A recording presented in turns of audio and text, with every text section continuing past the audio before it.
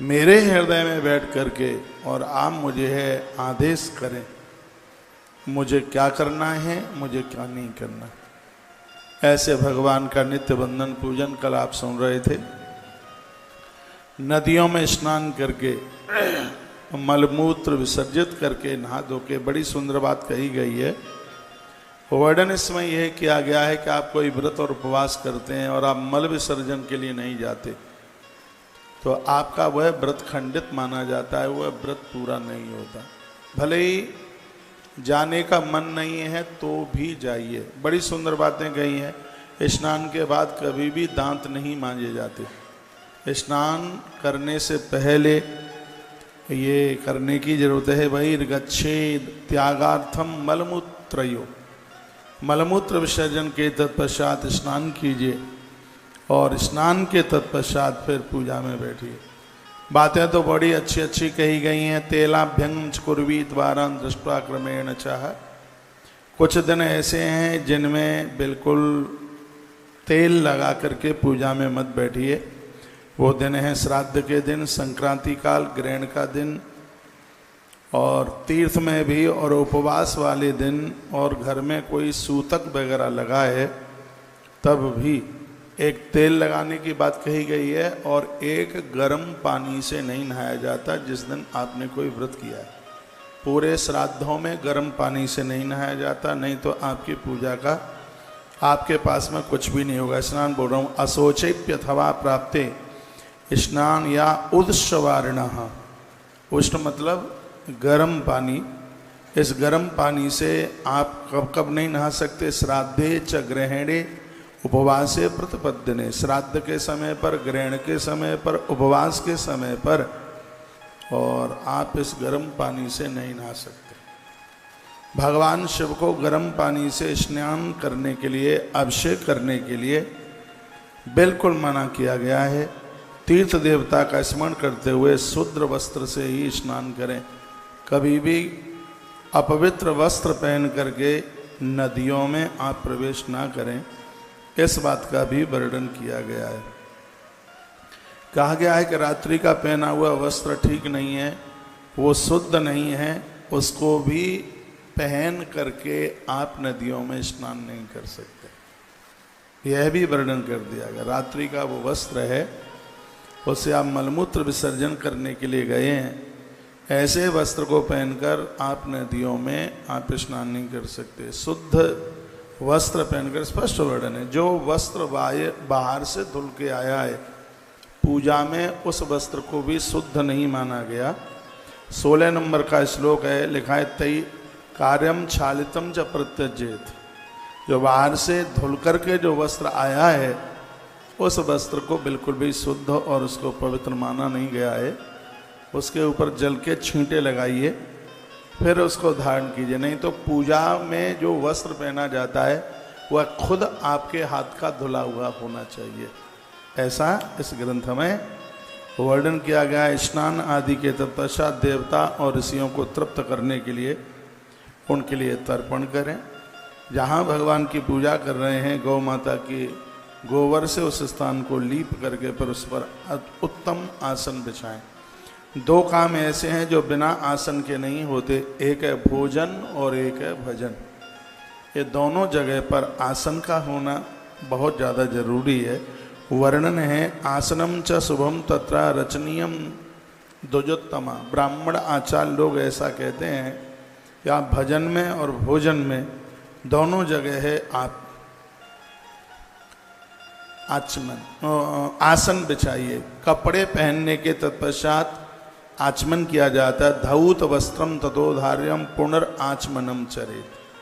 आचमन करके लोग कहते हैं पूजा में मन नहीं लगता। मन इसलिए नहीं लगता है क्योंकि उसका विधि, उसका विधान ठीक से नहीं है। एवं कृत्वा त्रिपुंडम च रुद्राक्षम धारिये नर। खड़े होकर कभी भी तिलक चंदन न लगाएं। तिलक चंदन लगाने के लिए बैठकर, इसमें तो ये लिखा है देवताओं के सन्मुख बैठ करके अपने भाल के ऊपर चंदन लगाइए, तिलक लगाइए। देवताओं की तरफ मुख करके, स्पष्ट वर्णन है उसमें वर्णन है कि त्रिपुंडम, भगवान के सन्मुख तिलक, त्रिपुंड, रुद्राक्षान धार्ये नरः, रुद्राक्ष की माला रात्रि को आपने उतार करके रखी है, सुबह जब उसको धारण करते हैं तो महादेव से अनुमति मांगकर उसे धारण किया। भगवान शिव को कहिए कि प्रभु ये आपका प्रसाद है, ये माला आपकी कृपा है और आपकी आज्ञा लेकर के और हम इस माला को धारण कर रहे हैं। क्या अद्भुत बातें कही गई हैं। तो ये बड़ी अच्छी बात कही है। आचमन त्रिवारम मंत्र पूर्वकम, 3 बार मंत्र बोल करके आचमन कीजिए। एकम बात प्रक्रियाच गंगा बिंदु ऋतुब्रवण, मंत्र बोलकर आपने साधारण जल का भी आचमन किया है, तत्काल वह जल गंगा का रूप धारण कर लेता है। 3 ही तो बात बोलनी है। ओम केशवाय नमः, ओम माधवाय नमः, ओम नारायणाय नमः। आचार्य जी श्लोक मिले? अच्छा, तो यह बड़ी अद्भुत अद्भुत बातें कही गई हैं। केशवाय नमः, नारायणाय नमः, माधवाय नमः, ऐसा बोल करके आचमन कीजिएगा। लिखा अभावे भस्मनस्तत्र जलस्यादि प्रकीर्तितम, यदि भस्म का अभाव है तो आप जल से भी 3 रेखाएं खींच सकते हैं। भस्म की पूर्ति जल से हो जाती है तो वहाँ आप जल का प्रयोग कर लें।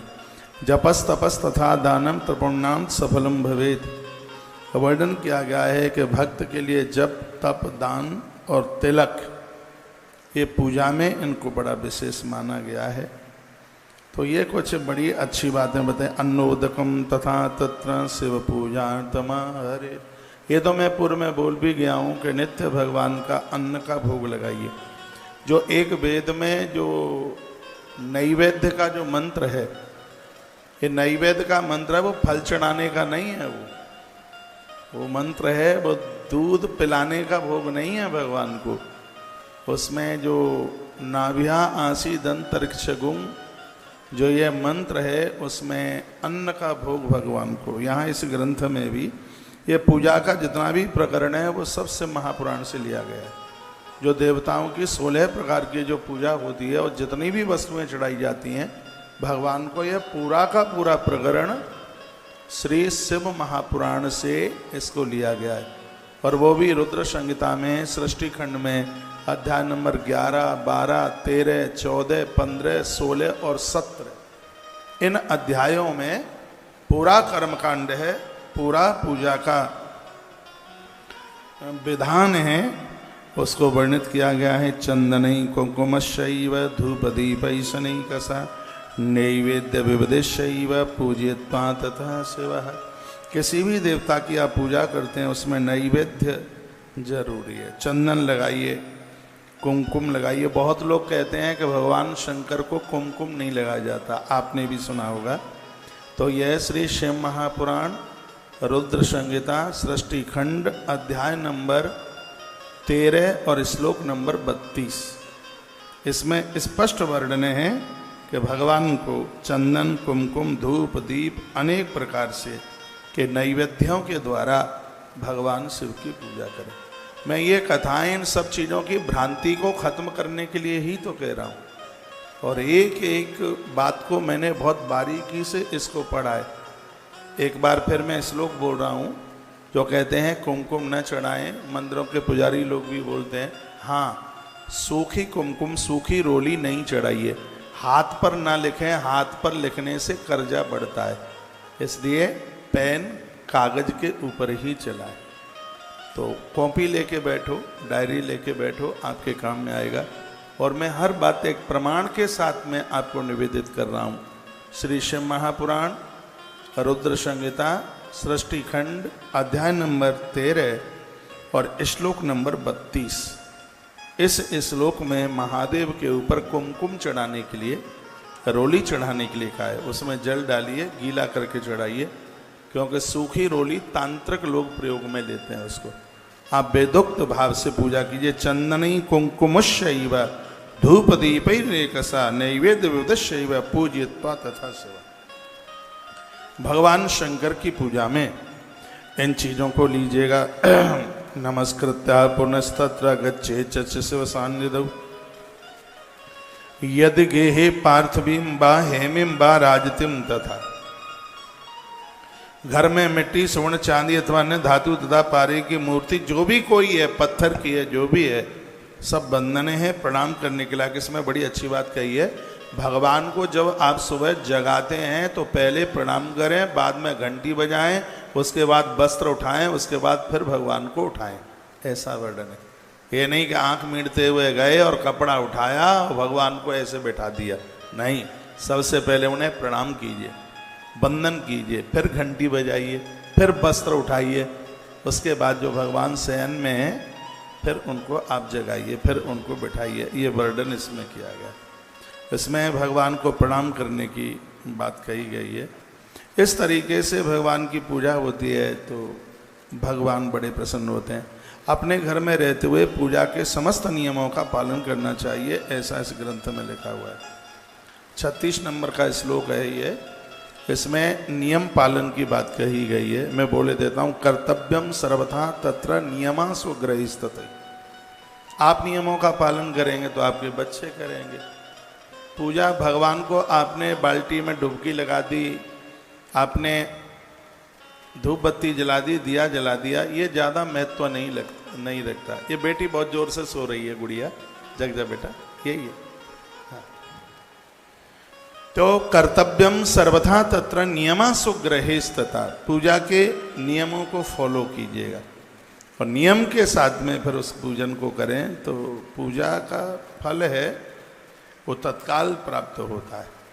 तत्पश्चात भगवान शंकर को शंख पुष्पी बहुत ज़्यादा प्रिय है, उसके फूल भी आते हैं, वो चढ़ाइए। कुसा डाबी जिसे कहते हैं, दूर्वा, धतूरा, मदार, और देखिए फिर इसमें लिखा है तुलसी पत्र।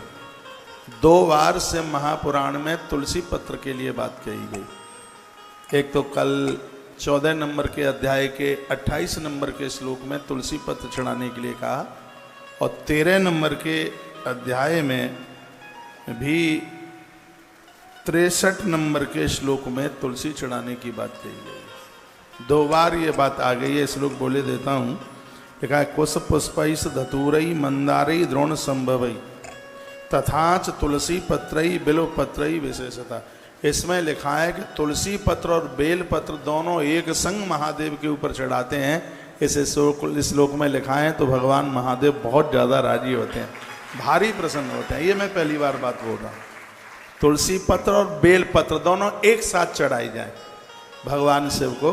ये 63 नंबर का श्लोक है और 13 नंबर का अध्याय है, श्लोक नंबर 63, और रुद्र संहिता का पहला खंड है जिसका नाम है सृष्टि खंड। इसमें लिखा है कि विशेष रूप से ये दोनों चीज़ें जब चढ़ाई जाती हैं तो एक विशेष रूप बन गया है, विशेष रूप से। और एक बात इसमें और कह दी गई है कि पूजा में आपको कोई पत्ता फूल कुछ भी नहीं मिलता है, तो वर्णन इसमें किया, सर्वा अभावे बिल्व पत्र अर्पणीयम सेवाय वही। कुछ भी नहीं मिले, सिर्फ बेल पत्र मिल गया है, बेल पत्र महादेव के ऊपर चढ़ा दीजिए, सब चीज़ों की पूर्ति हो जाती है। बेल पत्र मिल गया, सब कुछ मिल गया। ये 64 नंबर के श्लोक में, 64 नंबर के श्लोक में ये बात कही गई है, बिल्व पत्र शिव को समर्पित कर दें। लिखा है कि बिल्व पत्र के अर्पण मात्र से पूजा की सारी विधि संपन्न हो जाती है। ये बात नोट करने के लायक है। वर्णन है इसमें, बिल्व पत्रा अर्पणी नहीं व सर्व पूजा प्रसिद्ध थी। पूजा की संपूर्ण विधि पूरी हो जाती है यदि महादेव के ऊपर आपने बेलपत्र चढ़ा दिया। ये लिखने लायक बात है, जीवन भर कभी इसको भूलना मत। चीज़ें तो बहुत हैं, इतनी चीज़ें महादेव पर चढ़ाने के लिए कमरा भर जाए, पूरा 20 बाई 20 का कमरा भर जाएगा सामग्री के मारे। हो सकता है पूरी सामग्री 20 बाई 20 के कमरे में आ भी ना पावे, लेकिन इसमें एक जो सुंदर बात कही है वो है, बिल्व पत्रा अर्पणी नहीं व सर्व पूजा प्रसिद्ध थी। जिस समय आप बेलपत्र भगवान महादेव के ऊपर चढ़ा देते हैं तो महादेव के ऊपर पूजा का सिगरा सामान चढ़ गया इस समय। इसलिए पूजा में, नारायण सालराम की पूजा में तुलसी पत्र का होना जरूरी है, और भगवान शिव की पूजा में बेल पत्र का होना बहुत ज़्यादा जरूरी है। इस समय सावन के महीने में बेल पत्र नहीं मिलते हैं, बेलपत्र मिलेंगे कहाँ से? आप लगाते ही नहीं है बेलपत्र। बेलपत्र वृक्ष लगाने की कितनी बड़ी महिमा है जानते हो? 1 करोड़ कन्याओं का कन्यादान करने से जितना फल मिलता है, एक बेल वृक्ष लगाने से उतना फल है। कोटि कन्या महादानम एक बिल्व सेवार्पण।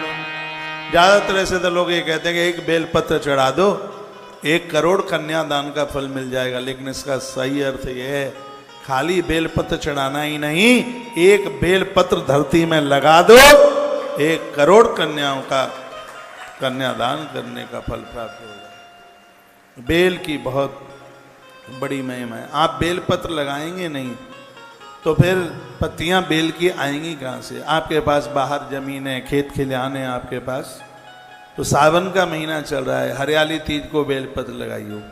सोमवती अमावस्या आ रही है, इस दिन में वृक्ष लगाने का भारी भारी मातम है। 17 तारीख को सोमवती अमावस्या है और सैकड़ों बार गया पुण्य आप प्राप्त कर लेंगे, इतनी बड़ी महिमा है। इस दिन भोर में जल्दी नहाना, नंदी को कुछ खिलाना, महादेव का अभिषेक करना, दान पुण्य करना, ब्राह्मणों को भोजन कराना, शब्दों में इसके पुण्य को बांधा नहीं जा सकता। और इसमें वृक्ष लगाने की बहुत बड़ी महिमा है, बहुत ज्यादा महिमा है। तो बेलोपत्रार्पणं नैव सर्व पूजा प्रसिद्धति।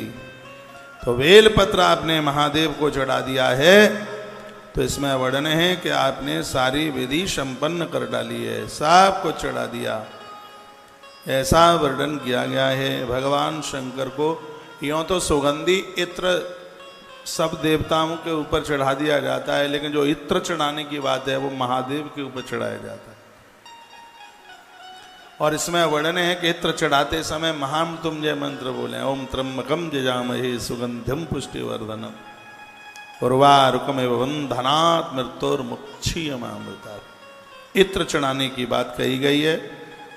श्लोक नंबर 66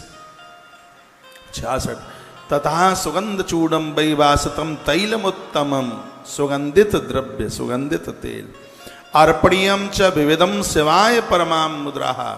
भगवान शंकर अति प्रसन्न हो जाते। गूगल की धूप से महादेव भारी राजी होते हैं, बहुत प्रसन्न होते हैं। नैवेद्य की बात हमने बताई दी है आपको।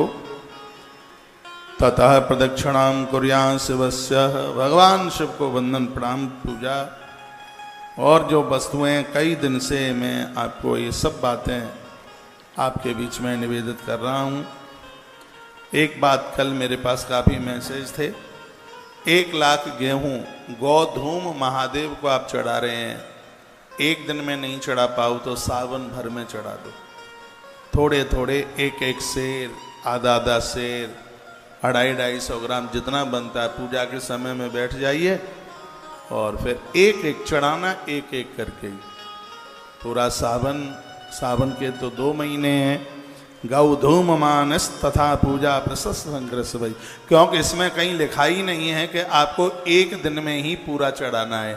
मैंने 10-5 श्लोक आगे पीछे के इसमें देखे हैं, लेकिन इसमें कहीं ऐसा नहीं लिखा है कि आपको ये 1 लाख जो गेहूं के दाने हैं वो 1 ही दिन में चढ़ाने हैं।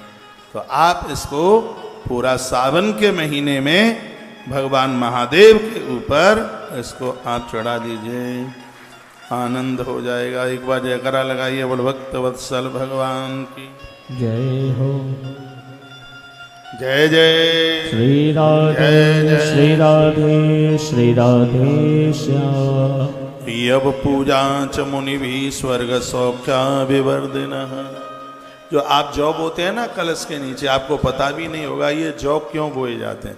48 नंबर का श्लोक है। जौ बोने से कलश के नीचे जो यव बोए जाते हैं, जौ बोए जाते हैं, उनकी पूजा भी होती है उसकी।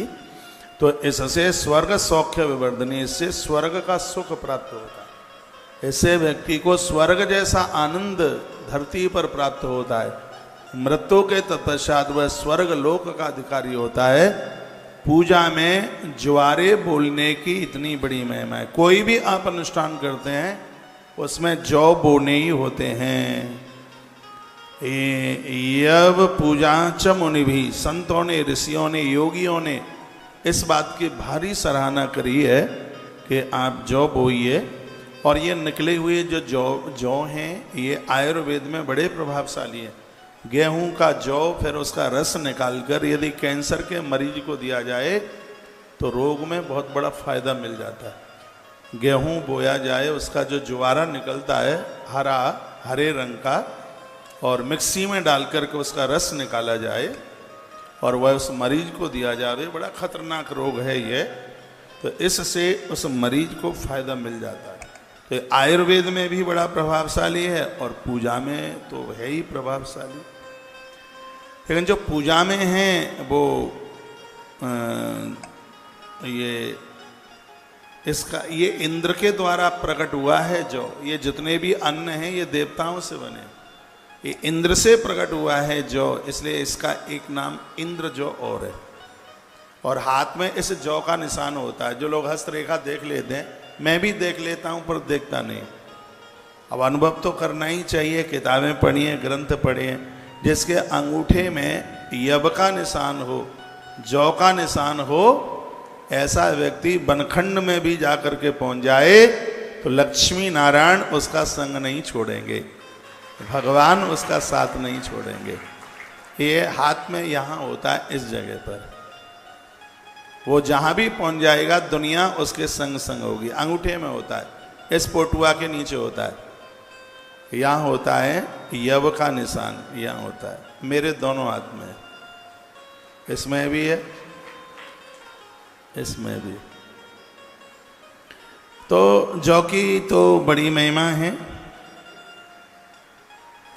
तो ये छोटी छोटी बातें बताई गई हैं, इनको अपनी पूजा में जोड़िएगा।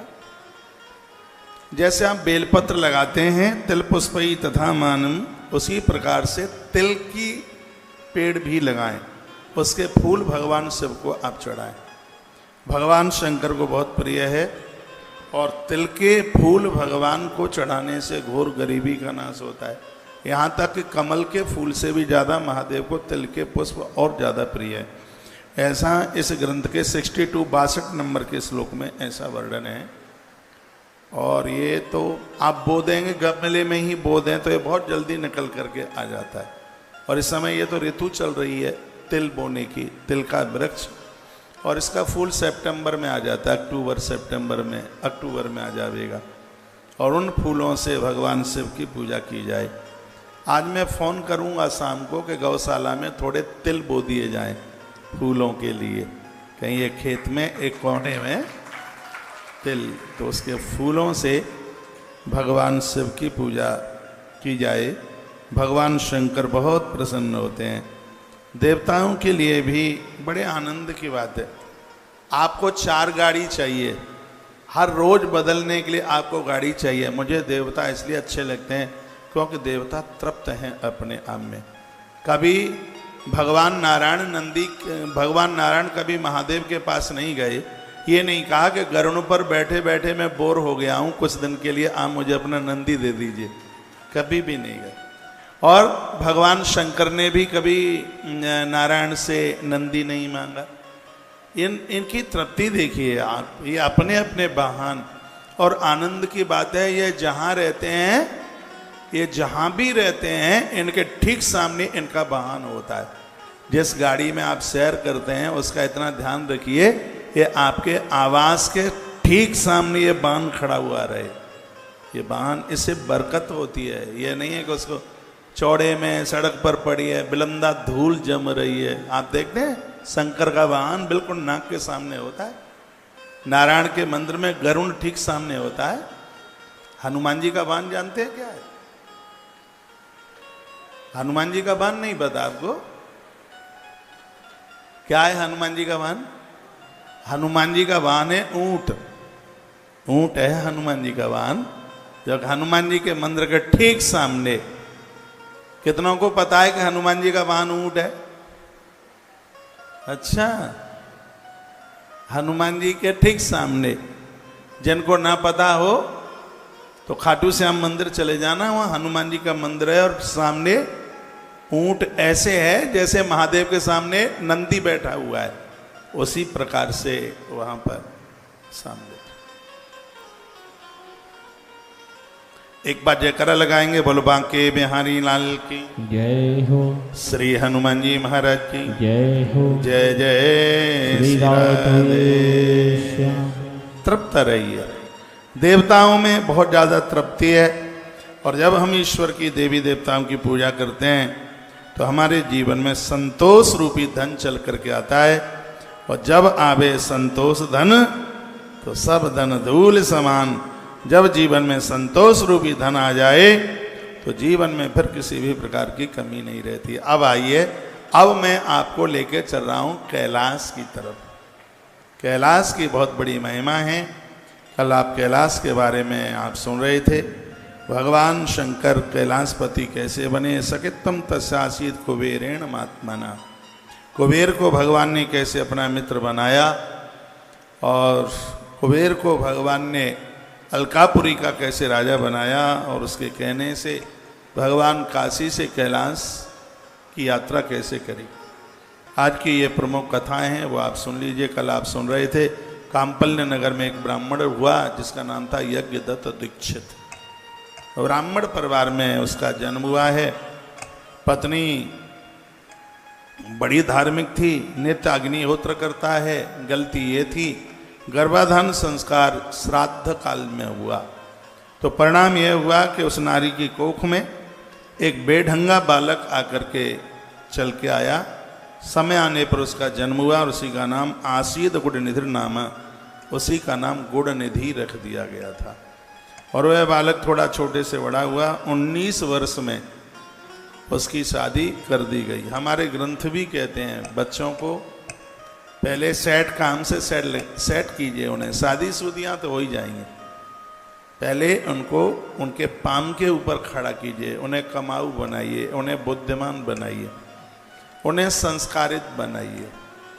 बच्चों को आप हॉस्टलों में बहुत दूर भेजते हैं पढ़ने के लिए। कोटा में जाते हैं बच्चे, पूना में जाते हैं, और कहीं कहीं जाते हैं पढ़ने के लिए। बच्चे बाहर पढ़ने के लिए जाएं, उनको आप डॉक्टर बनाना चाहते हैं, कलेक्टर बनाना चाहते हैं, इंजीनियर बनाना चाहते हैं। भाग्यनगर के लोगों, मेरी प्रार्थना है इन बच्चों को सबसे पहले इंसान बनाइए, इन्हें इंसान बना करके भेजिए। इंसान न बनाया तो फिर ये खुरापाती करें। गुड़निधि के अंदर ऐसा कोई दोष नहीं था जो इसके पास ना हो, तो पिता का ध्यान नहीं था। पिता का ध्यान न होगा तो बच्चे मूर्ख हो जाएंगे। माँ का ध्यान नहीं होगा औलाद के ऊपर तो बच्चे चरित्रहीन हो जाएंगे। माँ की देखरेख में बच्चे चरित्रवान बनते हैं। माँ हो पातिव्रत धर्म का निर्वहन करने वाली, पिता हो संयमी, इन दोनों के माध्यम से होने वाली औलाद एक विशेष होती है। एक कथा आती है, जब राम जी का वनवास हुआ तो वन में थे प्रभु राम, लक्ष्मण, माता जानकी। एक दिन राम जी के मन में बात आई कि थोड़ी मैं लक्ष्मण की परीक्षा ले लूं। तो प्रभु श्री राम जी लखन को कहने लगे, लक्ष्मण मैं थोड़ा महात्माओं के पास जा रहा हूं, सीता का ख्याल रखना। एक वृक्ष के नीचे बैठे थे। राम जी गए और तोता बनकर उसी पेड़ के ऊपर आके बैठ गए। राम तोता बने, सुख बने। और उन्होंने क्या कहा, लक्ष्मण। लक्ष्मण ने देखा कि इंसान की भाषा तोता कैसे बोलता है, तो उस तोते ने क्या कहा, फलम दृष्ट्वा पुष्पम दृष्ट्वा नारीम दृष्ट्वा। अरे ये बताइए, एकांत में यदि पका हुआ फल दिखाई दे, क्या उस फल को तोड़ने का मन नहीं करेगा? एकांत में खिलता हुआ फूल दिखाई दे, क्या उसको तोड़ने का मन नहीं करेगा? अकेले में युवा नारी दिखे, क्या उसको छूने का मन नहीं करेगा? लक्ष्मण को ये बात उस सुक ने कही, उस तोते ने कही। तो लक्ष्मण ने क्या जवाब दिया? लक्ष्मण ने कहा, तोता तू सही कह रहा है, खिलता हुआ फूल मन करता है उसको तोड़कर नाक से लगा ले, उसकी खुशबू लेने के लिए। पका हुआ फल उसको तोड़ने का मन करता है। युवा नारी दिखे, बिल्कुल उसको छूने का मन करता है। लेकिन याद रखना तोते, जिसका बाप हो संयमी और माँ हो पतिव्रता, उसकी कोख से जन्म लेने वाला बच्चा कभी बैक नहीं सकता, कभी अपने धर्म से डिग नहीं सकता। इतना कहा, तोते में से प्रभु राम प्रकट हो गए, लक्ष्मण को अपने अंक में भर लिया, अपनी छाती से लगा लिया।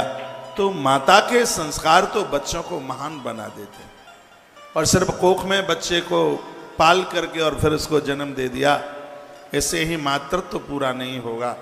बच्चों के अंदर जो संस्कार हैं वो माँ से ही चल के आते हैं।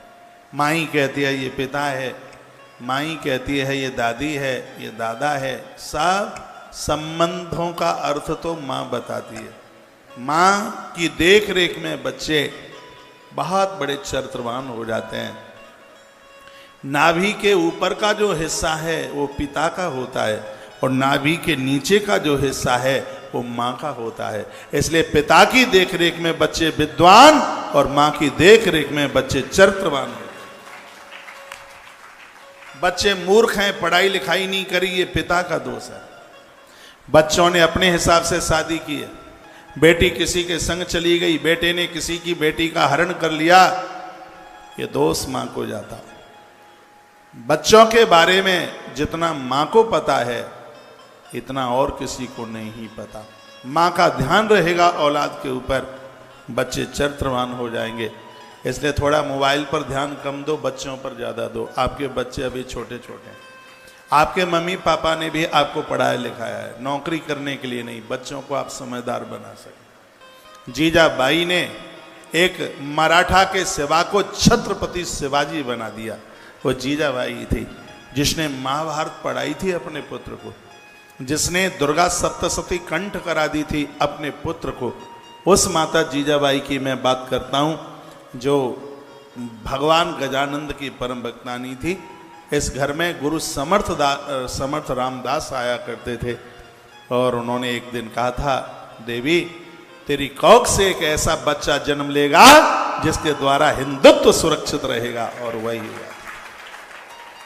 ये तो आपके हाथ में। आप चाहें, राजीव दीक्षित जी का नाम आपने सुना होगा, उनकी वीडियो यूट्यूब पर बड़ा अच्छा बोलते हैं, मेरा फेवरेट महापुरुष है। लेकिन ये पूर्व से रहा है, जो ज्यादा लोग अच्छे रहे हैं वो इस धरती पर ज्यादा लंबे समय तक रुक नहीं पाए। वो इतनी अच्छी बात कहते थे, एक नारी जो चाहे वैसा बच्चा पैदा कर सकती है। वो चाहे तो डॉक्टर, वो चाहे तो कलेक्टर, वो चाहे तो उद्योगपति, और वो चाहे तो महात्मा, और नारी चाहे तो परमात्मा को भी धरती पर प्रकट कर सकती है। यह उसके हाथ की बात है।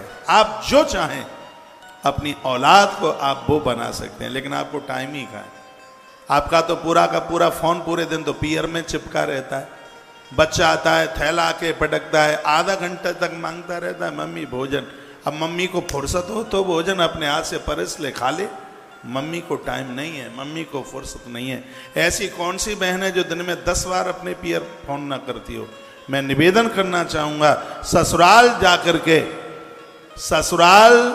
जाकर के जो बहनें अपने पियर को बहुत याद करती हैं, वो ससुराल में आनंद पूर्वक नहीं रह सकती। आप ससुराल को याद कीजिए, लेकिन ऐसा नहीं है कि दाल चढ़ाने को रखी तो फोन, छौंक लगाया तो फोन, आटा गूंथा तो फोन। आप क्यों जा रहे हैं? कोई बात बुरी लग गई है दादाजी?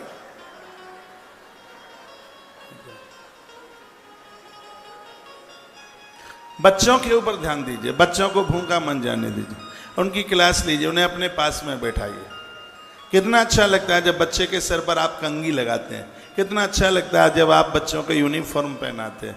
आप माँ हैं, आपका स्थान तो कोई नहीं ले सकता।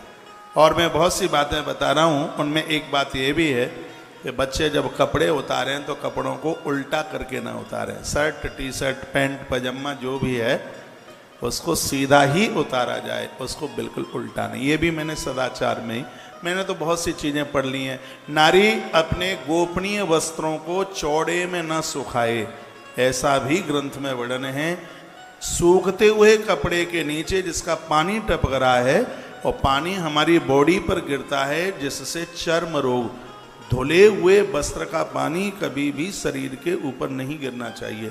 तो कपड़ा ऐसी जगह सुखाया जाए जिससे व्यक्ति इन सब चीज़ों से बच जाए। पहले की दादियाँ बड़ी होशियार होती थी, बहुत ज़्यादा होशियार होती थी। आप भोजन बनाती हैं, बाल टूटकर अन्न में चला जाता है, ये जाता है पेट में, बहुत बरसों तक ये पेट में शरीर में गांठें बना देता, कैंसर पैदा हो जाता है। इसलिए पूजा करते समय, भोजन बनाते समय और किसी के चरण छूते समय नारी का जूड़ा बंधा हुआ होना चाहिए, बाल केस खोले न हुए हों। नारी के खोले केस अशुभ हैं, वो झगड़ा कर देते हैं। और वो द्रौपदी का ये संकल्प था कि ये केस नहीं बंधेंगे, और खुले केसों ने क्या क्या दंड मचाया आप सब जानते हैं। मैं क्या बोलूँ, मैं तो कोई बात संकेत में ही कहता हुआ जाता हूँ। आप भोजन बना रहे हैं, आप पूजा में बैठे हुए हैं, आपका जोड़ा, आपके केस बंधे हुए होने चाहिए। ये टूटा हुआ बाल अन्न के माध्यम से पेट में जाता है, इससे भी कैंसर जैसी बीमारियां बनती हैं। इसलिए ध्यान रहे इस बात के लिए। जो स्त्री पुरुष कोई भी हों जिनके नाखून लंबे हैं, बड़े बड़े नाखूनों का सीधा अटैक लीवर के ऊपर होता है। मेरी कोई बात काट के तो बताए, गलत कह रहा हूँ तो। लंबे लंबे जो नाखून हैं, बड़े बड़े नाखून हैं, चेकअप भले ही करा लेना। दो प्रकार से ये लीवर के ऊपर बड़ा अटैक पड़ता है। या तो किसी को पीलिया रोग हो जाए, ये बहुत खतरनाक रोग है, इसका सीधा अटैक लीवर के ऊपर है। और एक ये लंबे लंबे नाखून, और उन नाखूनों से सना हुआ भात, उन नाखूनों से सनी हुई दाल, उन नाखूनों से मिला हुआ गूंथा हुआ आटा, ये लीवर को डैमेज कर डालेगा। आजकल माताओं में, बेटियों में कंपटीशन चल रहा है कि तेरे नाखून 6 इंच के होंगे तो मेरे 9 इंच के होंगे। कंपटीशन है इस बात का। ऐसा मत कीजिए। सजग समझदार घर की तुम बेटी हो तो नाखून पोटुआ के अंदर होना चाहिए, वो बिल्कुल बाहर नहीं। जो चीज़ रखाने के लायक है वो कटा डाली है, जो कटाने के लायक है उसको लंबा लंबा कर रहे हैं। बालों को लंबा कीजिए, बालों को तो बड़ा कीजिए, नाखून छोटे कीजिए। मुझे बड़ा भय लगता है पाम छुपाने से। मुझे पाम छुपाने से परहेज नहीं है, लेकिन तलवार जैसे नाखून मेरी उंगलियों को घायल करे बैठे हैं, मुझे तो भय उससे है। मेरी सब उंगलियां घायल हैं, पता नहीं क्यों इतने लंबे लंबे नाखून रखाते हैं। ये पता नहीं कौन सी फैशन है, पूरी गंदगी तो उसी में ही जाती है, और ये सब लीवर को बर्बाद करते हैं। इसलिए अपनी प्राचीन सभ्यता में जीवन का निर्वहन करो, प्राचीन शैली में अपना जीवन जियो, तो बचे रहोगे। नहीं तो 60 में फूंक निकल जाएगी और अस्पताल में जाकर के और मरेंगे। मौत भी घर पर नहीं मिलेगी। तो काय को ये आफत कर रहे हो, काय को ये परेशानी कर रहे हो? जाग जाओ, जाग जाओ, कुछ सोच लो, कुछ विचार कर लो। महात्माओं ने हमारे जीवन के लिए बड़े शोध किए, उन्होंने बड़ी तपस्या की।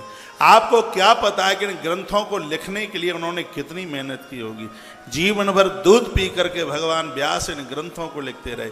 वियड जंगल में बैठकर नदियों का पानी पी करके इन ग्रंथों को लिखते रहे। इनमें बड़ा शोध और इनमें बड़ा चिंतन किया था, तब ये सब सामग्री हमारे पास में आई है। लेकिन जो चीज़ें फ्री में मिल जाती हैं उसका महत्व तो थोड़ी ही समझा जाता है। ये तो अपने हम पुरखों को पूछ लें, इन ग्रंथों को तैयार करने के लिए उन्होंने कितनी तपश्चर्या करी है।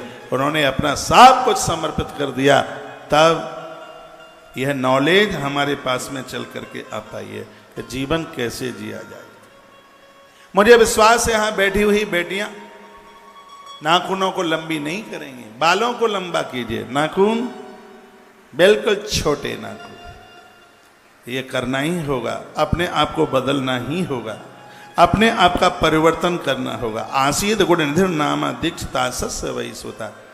इस माता पिता ने कभी इस बच्चे के ऊपर ध्यान नहीं दिया। तो समद्दा धूत कार्यभ्यो मैत्रीम, इसकी मित्रता जुआरियों से हो गई। आपके बच्चे बाहर पढ़ने को जाते हैं, ये पढ़ाई कितनी करते हैं वो एक सब्जेक्ट बाहर का है, बाद का है। ये पहले देखिए इनके मित्र यार दोस्त कैसे हैं। इन मित्रों का बड़ा असर पड़ता है।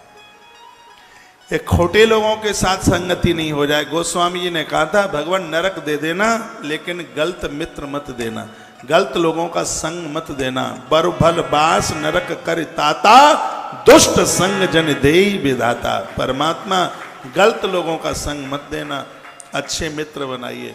जो हमसे कुछ नहीं लेते सब कुछ दे देते हैं उन्हें मित्र कहते हैं। जो हमें बर्बाद नहीं करते उन्हें मित्र कहते हैं। जो हमारा ध्यान रखते हैं उन्हें हम मित्र कहते हैं। जो हमारा शोषण नहीं करते, जो हमें चरित्रवान बनाते हैं वो मित्र हैं। जो हमें चरित्रहीन बना दें, जो हमारे चरित्र को लूट लें, वो मित्र नहीं, वो दुश्मन हैं।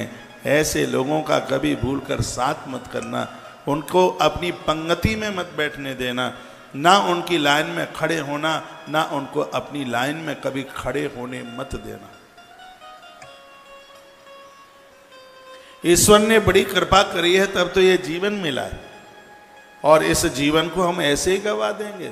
नहीं। बहुत लोग मुझे कहते हैं यह आदमी मेरा मित्र है, देखता कि मुंह में से भवका निकलता है शराब का। मैंने कहा भाई तुझे तो मित्र भी नहीं ढूंढना आया, मित्र ऐसा ढूंढते जैसा कृष्ण ने ढूंढा था। बहा सुदामा कमाल है तेरा क्या कहे, ऐसा मित्र ढूंढ। कहा जाता है कि मित्र के बिना सुख नहीं मिलता। 4 चीजें ऐसी हैं जो छोड़ने के लायक नहीं है, भुलाने के लायक नहीं है। 4 हैं, एक है धैर्य, एक है धर्म, एक है मित्र और एक है पत्नी। ये 4 हैं, पत्नी भी है उसमें। पूरी दुनिया तुम्हें छोड़ देगी, ये 4 नहीं तुम्हें छोड़ेंगे। एक धर्म नहीं छोड़ेगा, एक धैर्य नहीं छोड़ेगा, यदि बढ़िया है तो मित्र नहीं छोड़ेगा, और अच्छे घर की स्त्री है तो पत्नी भी नहीं छोड़ेगी। नहीं तो कोरोना में पति को कोरोना हो गया था और वो कहती है ठीक हो जाओ तो फोन कर देना, आ जाऊंगी। नहीं मैं जा रही हूं पीयर, और बहुत छोड़ छाड़ करके चली गई। ऐसी स्त्रियों का क्या विश्वास करेंगे? मेरी लिस्ट में बहुत हैं ऐसी। मुझे उसकी सास का फोन आया, महाराज जी बेटे को कोरोना हो गया है, और बहू कहती है कि मैं जा रही हूँ, ठीक हो जाए तब बता देना। और भगवान की कृपा से वो ठीक हो गया। अब खूब फोन कर दिया आ जाऊं, वो कहता है बिल्कुल जरूरत नहीं है, तेरे लिए तो मैं ऊपर चला गया। उसका जवाब भी बिल्कुल सही है, उसका गलत क्या बोल रहा है। ये 4 चीजों की, ये 4 की परीक्षा आपस में ही होती है। परेशानी में 4 का परीक्षण होता है। पति कमाऊ है, खूब पैसा देता है, उसके संग बने रहो, कोई बड़ी बात नहीं है। पति को कष्ट आया, कोई एक्सीडेंट हो गया, दुर्घटना हो गई, बीमार हो गया, उस समय नारी उसकी 4 पाई पकड़ करके बैठी रहे, तब पता लगता है कि अच्छे बाप की बेटी हो तुम, बढ़िया पत्नी बनकर जीवन जी रहे हो, तब पता लगता है। गोस्वामी जी ने बड़ी सुंदर चौपाई डाली, और माता अनुसुईया बोली, कहती है कि धीरज धर्म में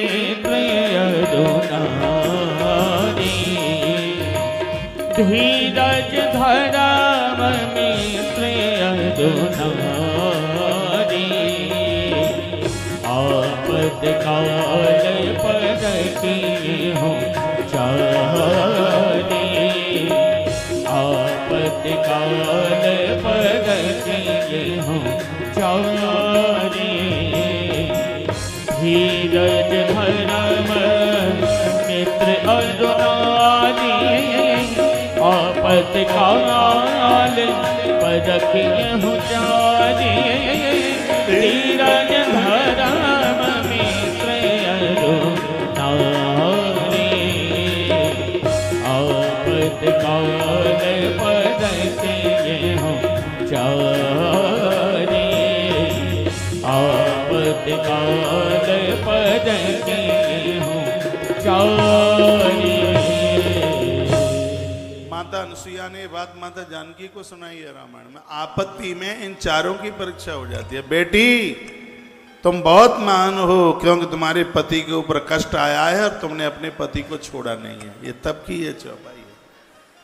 एक बात मैंने और पढ़ी है, वो सुनने में आपको अच्छा लगेगा कि बेकार लगेगा आप जाने।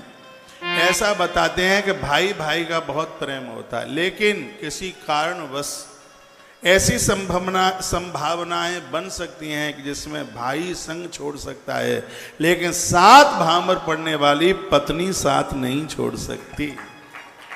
या पूरी दुनिया संग छोड़ देती है। कोई व्यक्ति हॉस्पिटल में चला जाए, बीमार हो जाए, तो मिलने को आते हैं, सास भी आती है, 10 मिनट बैठ के चली आ जाती है, उसका बेटा भी आता है। क्या बोलते हैं उसको? पत्नी के भाई को। हाँ वो आप जानते हैं। तो वो भी 10 मिनट मिल के चला जाता है। अपना भैया भी आता है, मामा जी भी आते हैं, मामी भी आती है, नाना नानी भी आते हैं, सब 10-10 मिनट के लिए आते हैं। और चले जाते हैं। बच्चे भी आते हैं, वो भी चले जाते हैं। पुत्र वधू भी आती है, वो भी चली जाती है। लेकिन जो 24 घंटे तुम्हारी चारपाई को पकड़ी बैठी रहती है वो एक ही है, वो है आपकी गृहिणी, वो आपकी पत्नी है। वो संग नहीं छोड़ती, साथ नहीं छोड़ती। धर्म, धैर्य, मित्र और पत्नी, ये चारों तो बड़े अद्भुत हैं। तो मित्र बहुत अच्छे बनाइए, बढ़िया बनाइए, चाहे बेटी हो चाहे बेटे हो। ध्यान रखना, यह जीवन मित्रता के साथ में, अच्छी मित्रता के साथ में बड़ा गहन होता है, बड़ा दिव्य होता है। राम को भी रावण को जीतने के लिए मित्र की आवश्यकता पड़ी, कृष्ण को भी मित्रों की जरूरत पड़ी। मित्र का एक जीवन में एक बहुत बड़ा योगदान होता है। ऐसा कहते हैं, कुतो सुखम, कहाँ सुख है मित्र के बिना। तो मित्र भी ठीक सा हो, बढ़िया सा हो, जिसमें एक भरे समाज में आप कह सकें कि वो व्यक्ति मेरा मित्र है। ऐसा सहेली भी बढ़िया ही हो, आपका सहेला भी बढ़िया ही हो। तो यहाँ लिखा है समदान दूत कार्यो मैत्रीम तिष्यकार से। इसका जो मित्र लोग थे वो ठीक नहीं थे। सत्यक्त ब्राह्मणाचारा संध्या स्नान परांगुका, ब्राह्मण के घर में जन्म लिया है, कभी नहाता नहीं, संध्या नहीं करता। संध्या का समय सुबह और शाम, जब दिन और सूर्य आपस में मिलते हैं, संध्या का समय सूर्य उदित से 24 मिनट पहले और 24 मिनट के बाद तक का 48 मिनट का जो समय है वो संध्या काल का होता है। ऐसे ही शाम को सूर्य अस्तांचल की तरफ जाता है, उससे 24 मिनट पहले और सूर्य अस्त के 24 मिनट बाद तक का ये 48 मिनट का जो टाइम है, इसमें अमृत की वर्षा होती है। ये बड़ा दिव्य समय, ये देवताओं के भ्रमण का समय है ये। और ऐसे समय में भोग नहीं, ऐसे समय में योग होना चाहिए। इस 48 मिनट में खाना नहीं खाया जाता, भोजन नहीं किया जाता, गोधूली की बेला होती है, इसको अमृत काल कहते हैं। ये दिव्य समय होता है। ऐसे समय में सोया नहीं जाता, फिल्मी गीत नहीं सुने जाते, इसमें साधना सिद्ध हो जाती है। सूर्य अस्त के 24 मिनट पहले और 24 मिनट के बाद तक का जो समय है, ये साधना के लिए, आराधना के लिए, भगवान के दिए जलाने के लिए बहुत ही ज़्यादा ये विशेष समय है। और इस समय में भगवान की साधना, पूजा पाठ, आराधना होनी चाहिए। संध्यावाती का 9:30 बजे का समय नहीं होता है, जो दिए आरती के जलाए जाते हैं उसका यही काल होता है। भोर का भी, सुबह का भी आप 12 बजे भगवान को निला रहे हैं, कभी 1 बजे निला रहे हैं, कभी 10:30 बजे निला रहे हैं। सूर्य उदित के 24 मिनट पहले का, 24 मिनट के बाद का ये समय है, इसको अमृत काल कहते हैं। इसमें अमृत सिद्धि होती है। इसमें ये समय बहुत ज़्यादा दिव्य होता है, बहुत ही ज़्यादा दिव्य होता है। एक समय और आता है भोर में, जो स्वास्थ्य के लिए वरदान है। और इस समय की यदि किसी ने कदर कर ली तो आज कलयुग में भी व्यक्ति 125 साल जीवन जी सकता है। वो समय है 3:20 से लेके 3:40 तक का। ये समय भी बड़ा अद्भुत है, भोर का समय। ये समय सुबह, उस समय आप जाग करके अपना मुंह धोइए, उस समय कुल्ला कीजिए, थोड़ा सा आप भ्रमण कीजिए आकाश में, अंबर में। ये आयुर्वेद की किताबों में बहुत विस्तार पूर्वक बातें कही गई हैं। अंबर, आकाश की तरफ देखिए, थोड़ा सा आप जिस पर ओस पड़ी हुई है ऐसी घास के ऊपर चलिए। ये जो 20 मिनट का समय, 3:20 से लेके 3:40 का ये समय है, इसको आयुष योग के नाम से जाना जाता है। इस 20 मिनट में आपने अपने शरीर को ये समय दे दिया। आयुष में से उम्र बढ़ जाएगी, रोग अंदर प्रवेश नहीं कर पाएंगे। ये टाइम, ये समय ऐसा है। यदि कोई व्यक्ति और ऐसा ये नियम बना ले कि समय में वो अपना बिस्तरा छोड़ देता है, तो ये समझ लीजिए कि उसके अध्यात्म का हर कपाट खुल जाएगा। इतना बड़ा चिंतक हो जाएगा, इतना बड़ा विद्वान हो जाएगा, जो बातें किताबें में नहीं वो उसकी नाभि से स्मृत होकर के निकल करके आएंगी। ये ऐसा टाइम होता है, ऐसा समय होता है। ये ईश्वर का समय, ये प्रभु का समय, परमात्मा का समय। लोग इसको ब्रह्म मुहूर्त के नाम से जानते हैं। ब्रह्म मुहूर्त 6 घंटे का नहीं होता है, ब्रह्म मुहूर्त बस इतनी ही देर का होता है। ये लगभग ये 3:18 से लेकर के और लगभग ये भी समय 3:42 तक का ये समय ये होता है। ऐसा ये भी बड़ा अद्भुत समय है। ये भी 24 मिनट का, 42, 43, 44 यही समय,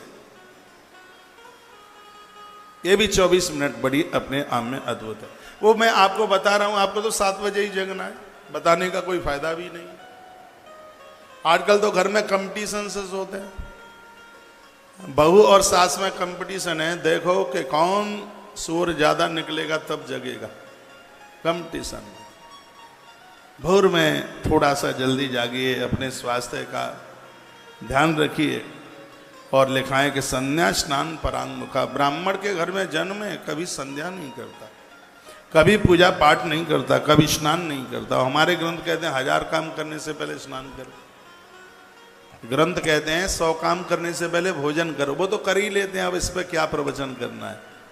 100 काम करने से पहले भोजन करो, 1000 काम करने से पहले नहाओ, 1,00,000 काम करने से पहले दान दो, और 1 करोड़ काम करने से पहले भगवान का नाम लो, भगवान का भजन करो। श्लोक बोले देता हूं, शतम व्याय भोक्तव्यम सहस्रम स्नान माचरेत, और लक्षम व्याय दातव्यम कोटिम तत्ताम हरिम स्मरेत। ये देना है, इसकी आज बैटरी चलेगी।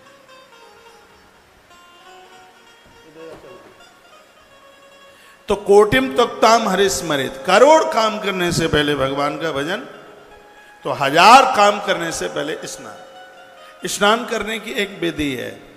स्नान करते समय पानी सिर पर नहीं, स्नान करते समय पानी सबसे पहले पैरों में डाला जाता है। जिंदगी में ब्लड प्रेशर नहीं बढ़ेगा, रक्तचाप नहीं बढ़ेगा।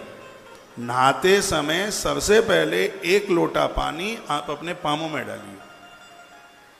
गर्म पानी का भी सिर पे मन डालना, चांद सगरी गंजी हो जाएंगे, उड़ जाएंगे सगरे बाल। जब से वैक्सीन लगी है तब से बाल ही भारी गायब हो रहे हैं, टूट रहे हैं, सब चांदें खुरमुंडी भई जा रही है।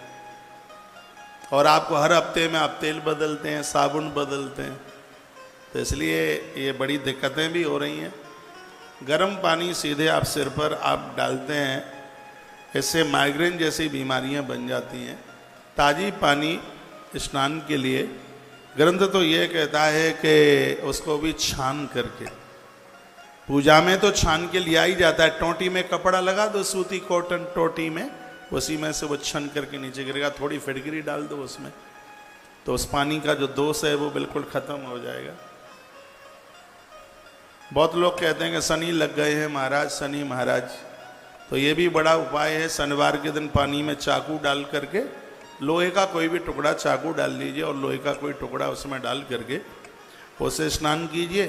पीपल के पत्तों की माला हनुमान जी को चढ़ाइए, और सरसों के तेल का 1 दिया दोपहर 11:48 से 12:12 अभिजित मुहूर्त में पीपल की जड़ों के नीचे जला करके आ जाइए। ये भी आपका शांति हो जाएगा। शनि महाराज, शनि महाराज नहीं, सबको कहाँ परेशान करेंगे वो। अरे जो भगवान का भगत है, क्या शनि महाराज उन्हें परेशान करेंगे। थोड़ा सा अपना जीवन जीने का क्रम बदल लीजिएगा, सब ठीक हो जाएगा। निंदको वेद शास्त्राणाम देव ब्राह्मण निंदक, ब्राह्मण के घर में जन्म हुआ था, वेद और शास्त्रों की भारी निंदा करता था, साधु महापुरुषों की भारी निंदा करता था। नट पाखंड भांडस्तो बद्ध प्रेम परस्पर, और उनके साथ पाखंडी लोगों के साथ में और उनके साथ मित्रता किए हुए है, उनके साथ ही इसको रहना, इसको बड़ा अच्छा लगता है। एक पुत्र तन माता, जिनके घर में एक पुत्र है, या तो बहुत बढ़िया निकलते हैं या सीधे धुंधुकारी की तरह निकलते हैं। ये एक जो पुत्र है जिनको, वो तो बड़े सावधानी पूर्वक है। एक पुत्र, एक पुत्र वाले या तो श्रवण कुमार निकलेगा, और यदि सीधा का सीधा धुंधुकारी की तरह है। ये जो एक पुत्र वाले लोग हैं, आपको तो बहुत ही ज़्यादा ध्यान देना होगा। अब एक बिगड़ जाए तो फिर दूसरा हो तो लगता है दूसरा संभाल लेगा। अब जो उंगली पर एक ही है महाराज, और वो भी छोड़ देगा तो फिर जाएंगे कहाँ। जिनको एक है वो तो बहुत विचार करके, बहुत विचार करके। बेटा बच्चा तो एक से ज़्यादा ही होना चाहिए, एक से ज़्यादा। एक गड़बड़ करे तो दूसरा तो साथ निभा ले। अब इनको तो एक ही था, लिखा एक पुत्री थी तन माता। इस मैया को एक ही था, प्रतार यति दीक्षितम। और जब मैया इसको डांटती है तो आंखें निकालता है माँ के ऊपर। और आज के समय में ऐसी औलाद की भी कमी नहीं है जो माता पिता को खूब पटक पटक करके पीटती है। मैं तो ये बातें ज़्यादा इसलिए नहीं बोलता क्योंकि ये कथा दुनिया के 200 पौने 200 देशों में जाती है। इससे हमारा थोड़ा कल्चर डाउन होता है। विदेशी लोगों को ये लगेगा क्या हिंदुस्तान में भी अब ऐसा होने लगा है? जो राम पिता के कहने से वन के लिए चले गए, क्या उस राम के देश में आज माता पिता औलाद के द्वारा कूटे जा रहे हैं? मैं तो इसलिए नहीं बोलता, नहीं तो आज की तो स्थितियाँ बड़ी गंभीर है। आश्रम में बेचारे बूढ़े बूढ़े लोग रोते रोते हुए आते हैं। ऐसी स्थिति हो गई है कि बस पूछो ही मत। क्या मिला है, क्या मिला? कुछ नहीं, सब कुछ चला गया, सब खत्म हो गया, कुछ नहीं रहा। क्रोध नस्तिस्त तनया, बताया जाता कि इतना क्रोधी है, आंख में से तो बिल्कुल रक्त टपकता है क्रोध के मारे। ज्वारियों के संग रहता है पूरा दिन भर, कुकर्मी हो गया है, मांस भक्षण करता है। मैया ने एक दिन उसको समझाया। आपने कभी किसी कुंभकार को देखा? कुंभकार जानते हैं, मिट्टी के घड़े बर्तन बनाने वाला व्यक्ति। चाक घुमाता है। किसी कुंभकार ने चिलम बनाई। चिलम जानते हो? चिलम जानते हो? कैसे कहते हैं? हाँ हाँ, वही सुल्फा वाली चिलम। पहले ये बहुत ज्यादा चलती थी, हाँ, लेकिन अब वो चिलम नहीं है और एमाल दूसरे बहुत तैयार हो गए। तो वो कुंभकार वो चिलम बना रहा था, इतने में एक महात्मा आया हुआ। उस साधु ने कहा, भैया क्या बना रहे हो तुम? उसने कहा, चिलम बना रहा हूं। अरे भले आदमी, तुझसे कुछ बढ़िया नहीं बनता, चिलम बना रहा है, कुछ और बना लेता। ये चिलम स्वयं जलेगी और इसकी फूंक जो खींचेगा उसका गला भी जला डालेगी। काय को तू चिलम बना रहा है?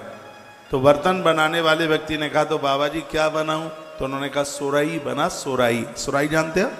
हाँ, जिसमें सुराई फ्रीज की छोटी बहन सुराई। तो वो सुराई उसने बनाई, और ऐसी सुराई ये सबसे पहली बार बनाई गई सुराई, तब की बात है, फिर तो पूरे देश में उसका प्रचार हो गया। सुराई बनाई, उस सुराई का इतना प्रचार हुआ कि वो सुराई पुजा नहीं पा रहा था। लोग उसको थैंक यू धन्यवाद बोलने के लिए आ रहे थे, क्योंकि सुराई में पानी भर दो तो स्वयं ठंडी रह रही थी, उसका पानी जो पी रहा था उसके गले को भी वो ठंडा कर रही थी। ये सुराई का काम लोगों को बड़ा अद्भुत लगा। साधु ने अब प्रचार किया पूरे समाज में, और वो गली गली पहुंचा, हर घर में घुस जाए और कहता था, अपने बच्चों को चिलम बनाओगे क्या सुराई, चिलम बनाओगे क्या सुराई, चिलम बनाओगे क्या सुराई। अब लोग समझे नहीं, लोग कहेंगे बाबा पागल हो गया है। तो किसी ने कहा, बाबा इसका अर्थ तो बताइए, चिलम सुराई का मतलब क्या है? तो महात्मा ने कहा, अपने बच्चों को तुमने कुसंस्कारीय बना दिया चिलम की तरह। तो जैसे चिलम स्वयं जलती है, दूसरों को भी जलाती है, तो तुम्हारे बच्चे स्वयं जलेंगे, दूसरों को भी बर्बाद कर देंगे। यदि सुराई की तरह संस्कारीय बनाया तो सुराई स्वयं ठंडी रहती है, जिसका पानी जो कोई पिए वो उसको भी ठंडा कर देती है। बच्चों को सुराई जैसा संस्कारीय बना दिया तो स्वयं आनंद में रहेंगे और दूसरों को भी आनंद से भर देंगे। तो अब हैदराबादियों लोगों, अब आप बताइए क्या ज्यादा ठीक है? समाज में बच्चों को चिलम बनाने की जरूरत है या सुराई? सुराई। तो सुराई ये तब बन पाएंगे, छोटे से ही इनको देखोगे बस्ते में रखते क्या है, आते कहाँ हैं, जाते कहाँ हैं, अलमारी में क्या रखते हैं, इनके मित्र बांधव यार दोस्त कैसे हैं, इनके मोबाइल में लॉक नहीं लगना चाहिए, पता नहीं कौन सा उसमें ऐसा रखा है गुलाब जामुन, 4 लॉक डालते हैं मोबाइल में, 4 लॉक, 4। मैंने किसी बच्चे को बोला, बेटा एक फ़ोन करना है लाना, सो वो ऐसे ही घुमाता रहा उंगलियां 25 बार। मैंने कहा इसमें रबड़ी रखी है क्या है? उसको यूं ऐसे करता रहा बहुत देर तक वो लॉक खोलने के लिए। मैं तो कहूँगा जिनके मोबाइल में लॉक लगे हैं जरूर कुछ न कुछ गड़बड़ है। मेरा मोबाइल खोला पड़ा रहता है, जैसे कोई देखो पढ़ो भैया महाराज, उसमें है 4 लोग। अरे औरों को छोड़िए, पत्नी जा रही है रसोई के लिए और वो पत्नी का मोबाइल उसको मिल गया, पति को पत्नी का मोबाइल, तो ऊपर से नीचे तक देखेगा। अब उसको उसका मोबाइल इतने संकीर्ण हो गए हैं, इतने संशय वाले हो गए हैं, इतने हृदय से साफ सुथरे बनिएगा आपके ऊपर कोई उंगली तक ना उठा पाए, ऐसा जीवन जीने की जरूरत है। ये संस्कार आप नहीं देंगे तो इन बच्चों को संस्कार मिलेगा कहाँ से? बच्चे वही सीखते हैं जो घर में जो फिर वो चलता है। आप जो दे देंगे उन्हें और अंत तक उनके पास में वही रहेगा। आज बाहर बच्चे पढ़ने को है, अमेरिका तक बच्चे पहुंचे हैं, मुझे फ़ोन करते हैं, ये उनके मम्मी पापा ने संस्कार ही तो दिए। एक बच्चा कहाँ था अभी, ऑस्ट्रेलिया में था, हाँ, तो उसको गाड़ी खरीदनी थी और उस दिन मंगलवार था। वो कहता है महाराज जी मैं गाड़ी खरीदने को जा रहा हूँ। मैंने कहा दिन कौन सा है?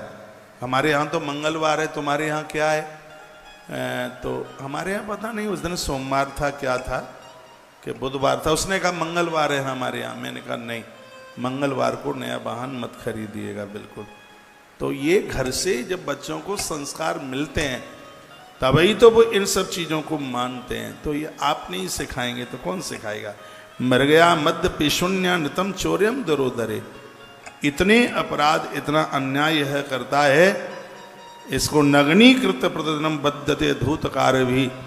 ज्वारी लोग इसको खम्म से बांध बांध करके बहुत मराई ठुकाई इसकी पिटाई करते हैं। घर का सिगरा सामान जुआ बुआ में ये हार हूर करके आ गया। एक दिन की बात थी, क्या हुआ, इसका पिता जो यज्ञदत्त था, यज्ञदत्त दीक्षित, कहीं से यह आ रहा था तो इसने किसी जुआरी की उंगली में, उसके हाथ में इसने अपनी अंगूठी देख ली इसने। तो इसने उस व्यक्ति को कहा भैया यह अंगूठी मेरी है, ये तुम्हारे पास कहाँ से चल करके आ गई? उसने कहा कि मुझे झूठा दोष तुम देते हो, मुझे चोर ठहराते हो। इस समय वर्तमान समय में तुम्हारे पुत्र से बड़ा तो कोई दूसरा जुआरी नहीं है। ये देखो हाथी दांत के आभूषण जुआ में हार के गया है, ये अपनी माँ के ये वस्त्र, ये साड़ियाँ हार के गया है, और ये देखो ये कितने आभूषण वह जुआ में हार के गया है। उस बाप ने जब ये शब्द सुने उसके पाम के नीचे की धरती हिल गई और इतना वह परेशान था, सीधा घर में चल करके आया। बहुत क्रोधी था, बहुत क्रोध में था यज्ञदत्त, और उसने अपनी पत्नी को डांट करके कहा हे धूर्ता दीक्षितायन कुत्रास्ति धूर्ते गुण निधि सुतः।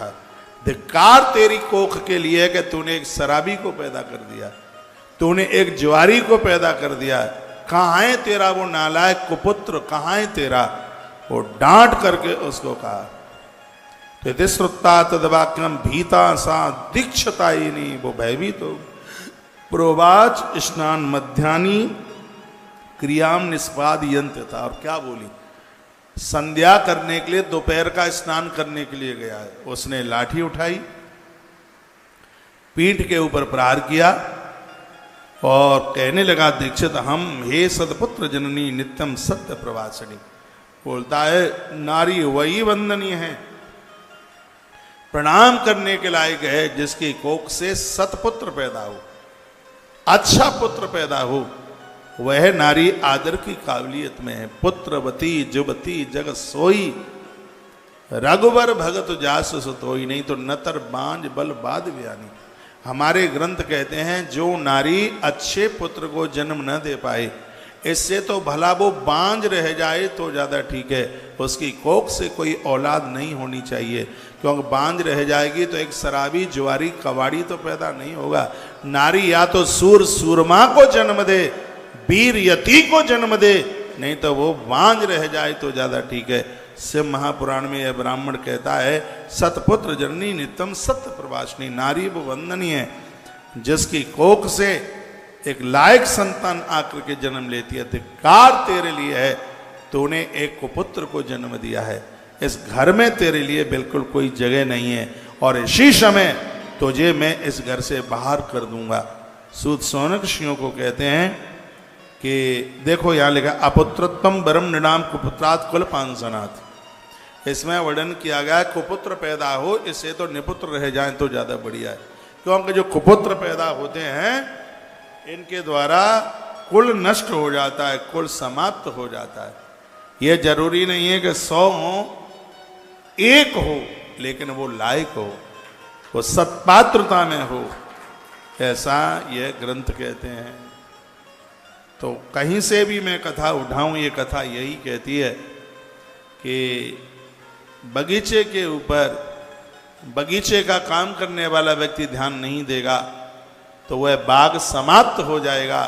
संतान के ऊपर आप ध्यान नहीं देंगे तो संतान भी अपना जीवन खो बैठेगी। सिर्फ पैसा कमाना ही तुम्हारा काम नहीं है, आपके कार्य में एक कार्य भी है। जिन बच्चों को तुमने जन्म दिया है उन बच्चों का उत्कर्ष करना, उनकी प्रोग्रेस करना, ये आपका काम है।